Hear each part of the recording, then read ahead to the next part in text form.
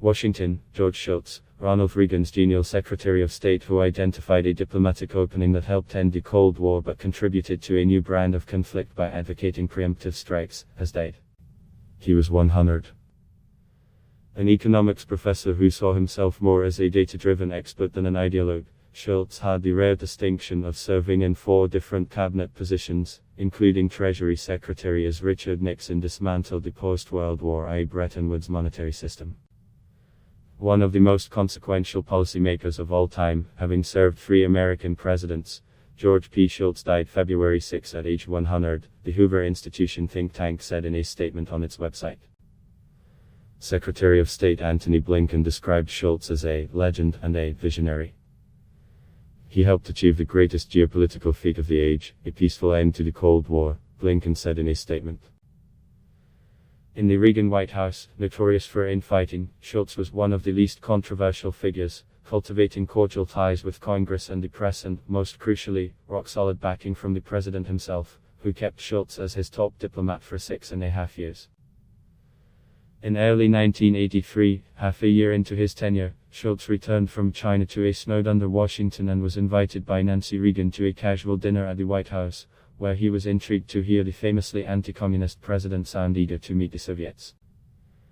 He had never had a lengthy session with an important leader from a communist country, and I could sense he would relish such an opportunity, Shultz wrote in his memoir, Turmoil and Triumph.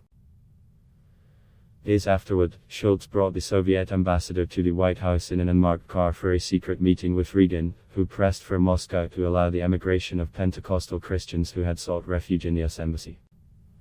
The Soviets quietly followed through. Reagan's unlikely role as a negotiator with the superpower he termed an evil empire had begun.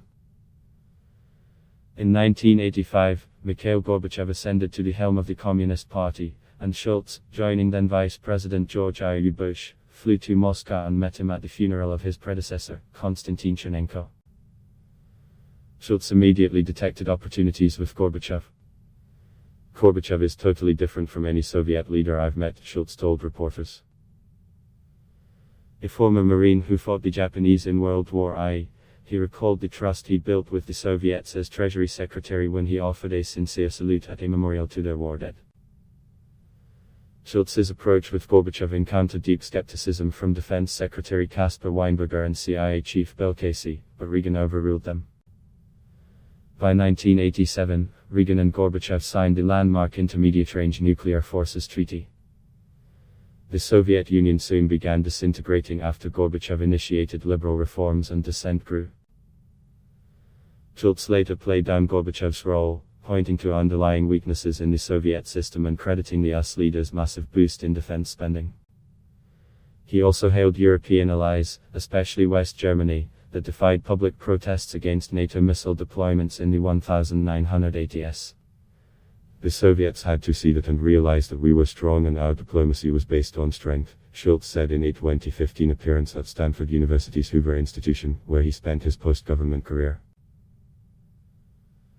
Shultz became Secretary of State weeks after Israel invaded Lebanon, a nation that would become central to an issue that would define his tenure: terrorism.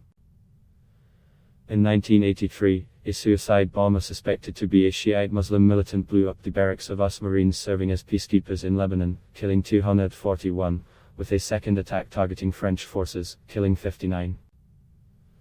With hijackings and bombings rising around the world, Shultz vowed in a 1984 speech at a New York synagogue that the United States would go beyond passive defense to consider means of active prevention, preemption and retaliation. We cannot allow ourselves to become the Hamlet of nations, worrying endlessly over whether and how to respond, said Shultz, who recommended the US strikes on Libya in 1986 after a US soldier died in an attack on a Berlin nightclub. Shultz's doctrine was cited 2 decades later when George W. Bush's administration invaded Iraq, inaccurately alleging it was pursuing weapons of Massachusetts destruction. Shultz vocally backed the invasion, which along with ensuing wars would claim hundreds of thousands of lives. Declaring Iraq to be a rogue state, Shultz said Saddam Hussein's overthrow was crucial for the integrity of the international system and for the effort to deal effectively with terrorism. While Secretary of State, Shultz's policies in the Middle East were more moderate.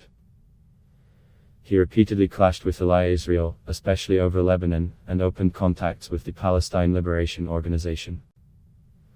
Shultz had served Nixon as Labor Secretary and also headed his Office of Management and Budget, a cabinet-level post. In an essay for his 100th birthday in 2020, he bemoaned the style of Donald Trump, saying that the United States, like individuals, could succeed only if others trust it. But simply, Shultz said, trust is the coin of the realm.